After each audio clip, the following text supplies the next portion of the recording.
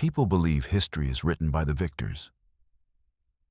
But the truth is, it's carried by those who dared to feel. Today is the story of Elra Vance, a woman who turned heartbreak into something the law could never erase. Out in the wild plains of Nebraska, where silence speaks louder than gunfire, it all started with one quiet moment, when she chose to look instead of turn away. Before we kick off this adventure, don't forget to hit like on the video and let us know in the comments where you're watching from. The morning Elra Vance rode into the Stonewine camp seemed to stretch forever beneath the wide Nebraska sky. The prairie rolled in long, restless waves, reminding her of the gray Atlantic she had left behind in Boston 3 years before. It was September of 1876, 4 months after Little Bighorn, and the tension between the two worlds hung sharp in the air, like the echo of gunfire that hadn't yet faded. Her father, Dorian Vance, had insisted she come along despite the risks, or perhaps because of them. He needed her steady hand, her flawless script to record what he already believed would be his greatest victory, the final surrender of the last free band of the Stonewind people. Elra followed 3 paces behind him, just as she had been told, her gray wool dress catching burrs and dust. At her throat, Selah Vance's cameo pressed tight against her skin, like a silent warning to keep her voice buried. Tarek stood at the heart of the Stonewind Council, and Elra's first thought was how wrong the newspapers had been. They painted men like him as either statues carved from honor or beasts driven by rage. But Tarek was neither. He was a man nothing more, nothing less, carrying the survival of his people in the quiet strength of his shoulders. He was younger than she had imagined, perhaps 35 to her 23. His face marked by sun and sorrow in equal measure. When Dorian introduced her as his secretary, Tarek's gaze locked onto hers and lingered longer than it should have. Something flickered in his eyes, surprise perhaps that she did not lower her own. "Miss Vance," he said carefully. His English deliberate, her name shaped like something he was still trying to understand. The treaty talks were held in a large military tent, pitched between the Stonewine camp and the rough structures of the territory board. Elra arranged her writing desk near the entrance, where the light cut clean and sharp, lining up her ink and papers with practiced precision. It was the only thing that steadied her. Even so, she could feel Tarek's presence like heat at her back. When she glanced up, he never seemed to be looking, but she knew he saw everything. Kellen Rook, the translator educated back east, caught between 2 worlds, stood between them all, turning words into something smaller than they had been. Elra noticed it quickly. Tarek would speak with fire, with grief, with something rooted deep in the land itself, and Kellen would soften it, flatten it into polite requests for hunting rights and boundaries. "Your father does not hear me," Tarek said on the 3rd day, speaking directly to Elra while Dorian conferred with Brig Halver. She looked up sharply, caught off guard. "I hear you," she answered before she could stop herself, heat rising in her face. Tarek studied her head, tilted slightly, those dark eyes deep as the open plains. "Yes," he said slowly. "I believe you do." When Dorian returned and demanded an explanation, Elra lied for the first time in her life. She told him the chief had asked about the weather. Tarek's face did not change, but she saw it, the faint easing of his hands, the smallest sign of approval. That night, Elra could not bring herself to finish her notes. Her tent felt too small, too close, the air thick with everything she hadn't said. Beyond it, the Stonewind camp lived on drums, voices, the laughter of little ones cutting through the dark. She found herself wondering what Tarek's laugh sounded like, and the thought unsettled her more than anything else. She had been raised to know her place. Boston society had shaped her, polished her, taught her the lines she must never cross. But now, when she closed her eyes, she saw Tarek's hands as he spoke, strong, deliberate, alive, and wondered what they would feel like against her skin. Their first moment alone came because sleep would not find her. The prairie night was too wide, too loud, with unfamiliar life. She had taken to walking the edge of the settlement when rest would not come, but that night she wandered farther, drawn by the faint sound of water. She found a narrow stream hidden in the dark, and Tarek was there, watering his horse, a painted mare, whose spots shimmered like stars beneath the moon. Elra froze, knowing she should turn back, but he spoke without looking at her. "You walk like you're trying not to touch the ground." She didn't understand, but there was something gentle in his voice, almost amused. "I couldn't sleep," she admitted. "The land speaks too loud for white folk to rest easy," he said. There was no mockery in it, only truth. They stood in silence as the horse drank the moment, strange and fragile. A chief of the Stonewine people, and a white woman, alone in the dark, while the hatred of their worlds paused just long enough to breathe. "Why do you write every word?" Tarek asked suddenly. "Your father does not listen." Elra thought of lying again, but here in the open dark she found she could not. "Because someone should," she said. "Because one day someone might want to know what was truly said, not just what was convenient." He turned then, really looking at her, and something shifted in his expression. "You are not what I expected." She gave a short, bitter laugh. A white woman with her own thoughts, that must be rare. He shook his head. A white person who understands words can be weapons. Or witnesses. The horse finished drinking. Tarek should have left. Instead, he sat on a fallen cottonwood. After a moment that made her pulse race, Elra joined him, leaving space between them. He told her about the stream, how Thorn Elk had found it decades ago, how it never dried no matter how cruel the seasons became. She told him about Boston Harbor, about ships rimed with ice in winter like ghosts drifting through fog. They spoke carefully, circling the truth, the march of expansion, the slow destruction of his people, her father's role in it all. But beneath the careful words, something deeper was taking root. Elra felt it growing in the quiet spaces, in the way he weighed every word, in the way his voice lowered when something mattered, in the sharp, aching beauty of his profile against the stars. "This is dangerous," Tarek said at last. She knew he didn't mean discovery. "I know," she whispered. Neither of them moved. "Tomorrow night," he said, "I will show you something. If you choose to come." It wasn't an order. That made it stronger. Elra nodded, unable to trust her voice, and walked back toward camp, feeling as though she had crossed something unseen and left her old life behind on the other side. The next day, the negotiations turned vicious. Dorian spread maps across the table, slicing through the remaining Stonewind lands like a butcher dividing meat. Tarek's anger rose with each passing hour. At one point, he stood so abruptly that the Iron Veil riders reached for their guns, and he spoke in his own tongue with such force that Elra felt it strike her chest like thunder, even without understanding a single word. Kellen Rook's voice came out flat, stripped of fire. "The chief disagrees with the proposed boundaries." That was all he gave them. But Elra had been watching Tarek closely, had seen the strain in his jaw, the grief burning behind his eyes. And she knew the truth had been far harsher.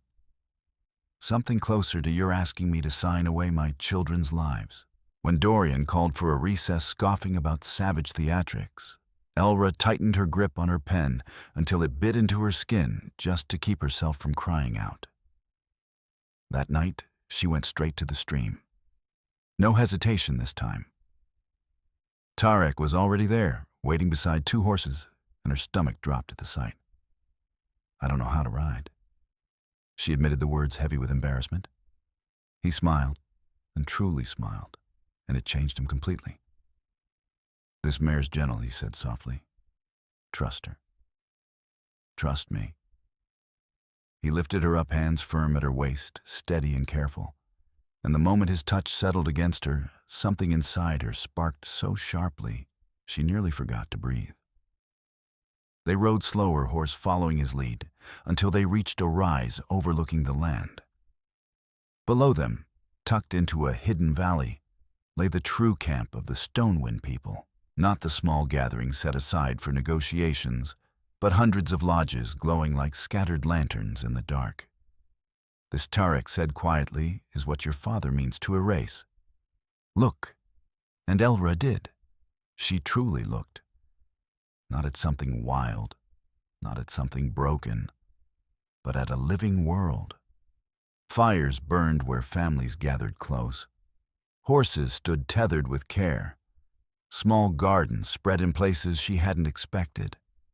Elders sat together in quiet circles. Little ones ran between lodges, laughing, chasing one another beneath the open sky.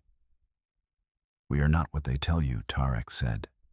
We love, we mourn, we dream, we fear. We are people, not problems to be solved.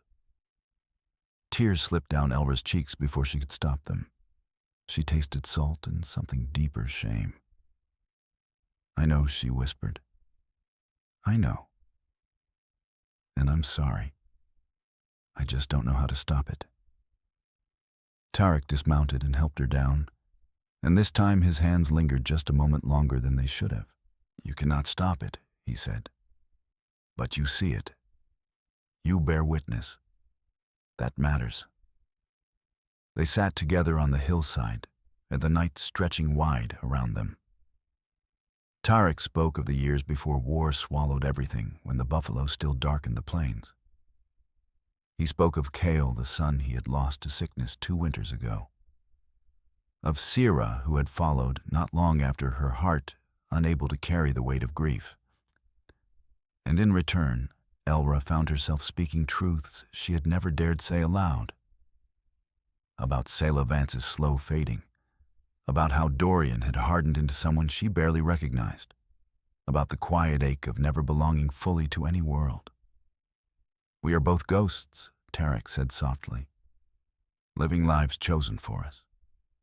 His hand found hers in the dark. Elra turned her palm upward, lacing her fingers with his, her heart racing like she was stepping off the edge of something vast. Look at me, he said suddenly, his voice low, urgent. She turned. Moonlight carved his face into shadow, and silver strong, worn impossibly alive. Look at me when I touch you, he said, his hand rising to her cheek. See me as I am, not as they've told you to see me. Elra held his gaze unflinching. I see you, Tarek, she whispered. Do you see me? His answer came in the form of a kiss, soft at first, then deeper, filled with longing and sorrow tangled together. It was gentle and desperate. And in that moment, Elra understood what it meant to lose yourself to something greater than reason. Not death, but the end of who you had been before. After that, they met every night. At the stream, among ancient cottonwoods, beneath cliffs where eagles nested, at sacred places where he showed her how to leave tobacco as an offering to the land. He taught her simple words of his language, how to say good, how to speak softly, but not the word for love. Not yet. She learned that he carried more than leadership. He carried spirit, tradition, memory, all resting heavy on his shoulders. And he learned that she had once dreamed of a different life, music, study, a world beyond the narrow path chosen for her. That she wrote poetry she never shared. For a while they lived outside of time, but the world found them again. Dorian began to notice the tiredness, the distance in her eyes. You're getting too sympathetic, he said one morning when she suggested the Stonewind people be allowed to keep their sacred lands. You're starting to think like them. The disgust in his voice struck harder than any blow. She thought of Tarek's hands the night before, weaving her hair with quiet care. That simple act had felt more intimate than anything else. "They're people," she said quietly. The slap came fast, sharp, the first time he had ever struck her. "They are obstacles," Dorian corrected coldly. "And you would do well to remember that." That night she went to Tarek with the mark still burning on her cheek. The look in his eyes when he saw it turned something inside him dark. "I will kill him," he said. And she knew he meant it. "No," she said, gripping his hands. "That's what he wants." "Don't give him that." He pulled her into him, trembling with restrained fury.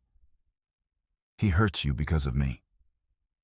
"No," she said against his chest. "He hurts me because I'm beginning to see." And that frightened him more than anything. They held each other in the dark, and Elra realized that love in a time like this wasn't just fragile, it was dangerous. A flame that only made the darkness around it deeper. The deadline drew closer. Tarek's refusal had worn thin on the territory board, and whispers of more Black Ridge cavalry began to spread. "Just sign it," Elra begged one night. "Sign it and live. We'll find another way, through the law." Tarek shook his head. "You still don't understand. To sign is to say they have the right to give us what was always ours.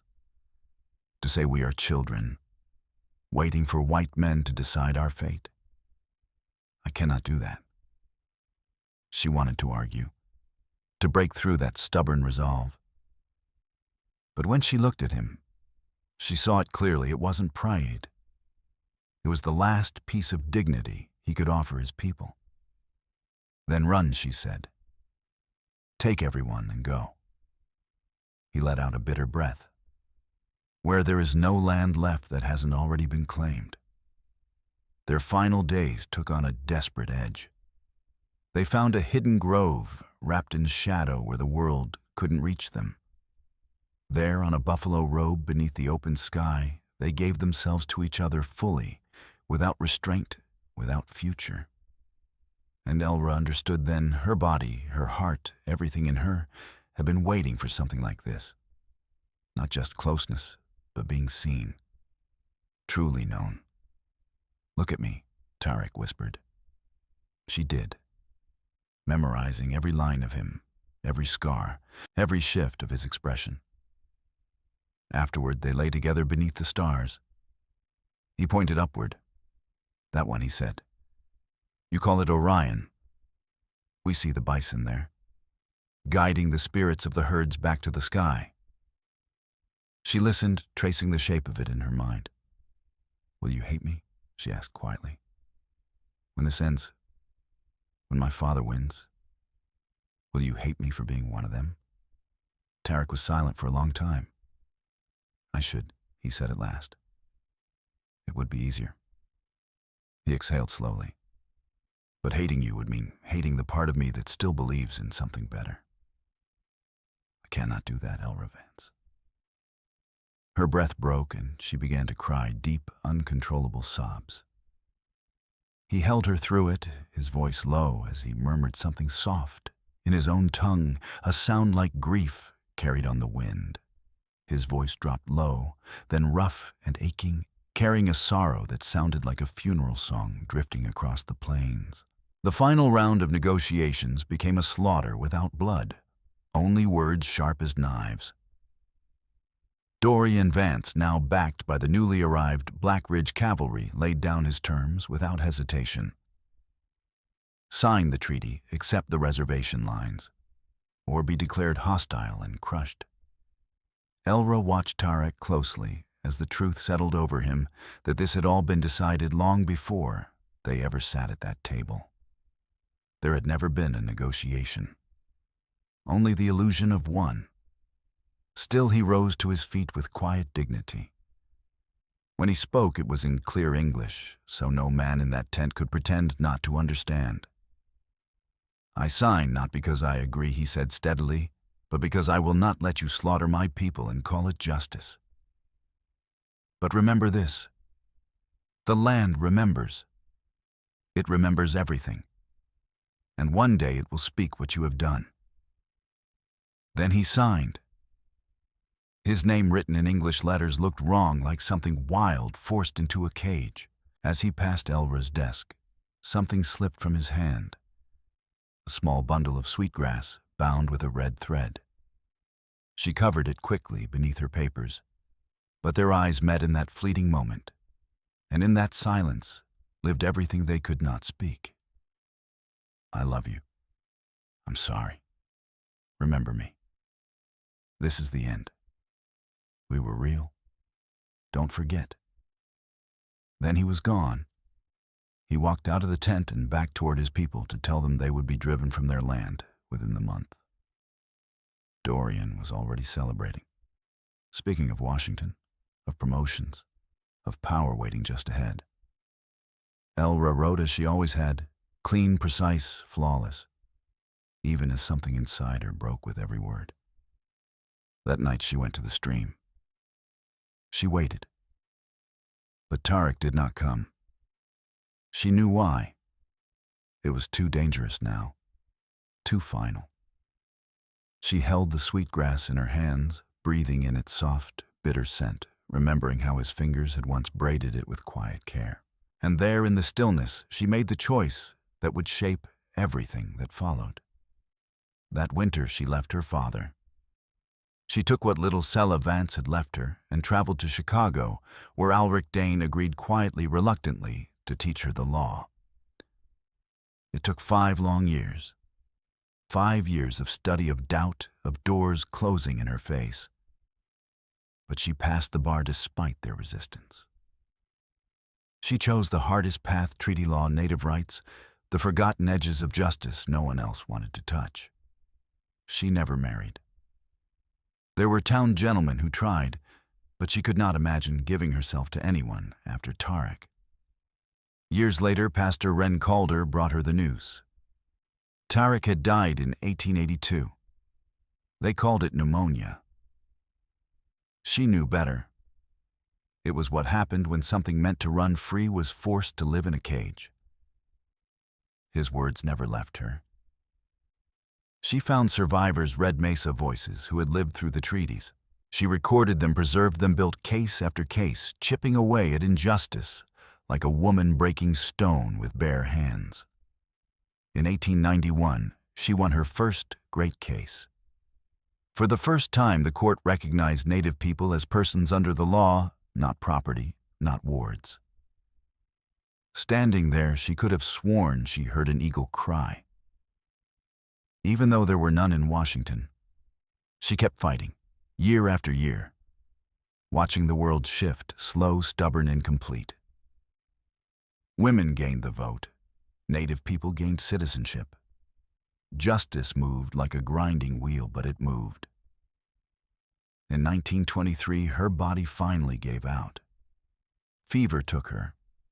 In her final days, she spoke in Tarek's tongue, the nurses Elin Mar, among them, unable to understand. She called his name, spoke of the painted mare, asked if someone had watered her, and in her last clear moment she turned to Vera Solon. "Bury me with the sweetgrass," she whispered. He told me to look at him, and I did. I saw him as he truly was. That's all any of us can do. See each other even when the world tells us not to. She died at dawn, the same hour she used to meet him by the stream.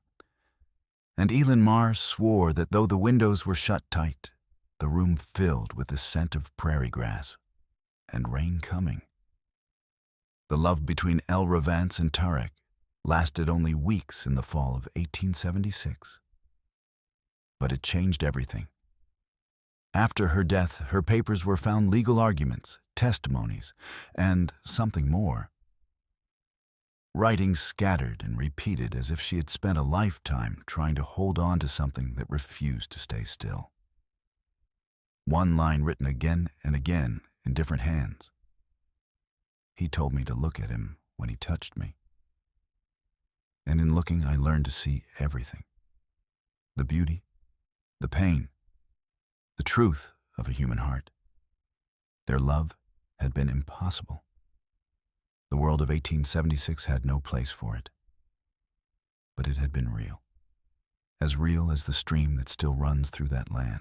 As real as the eagles nesting in the cottonwoods.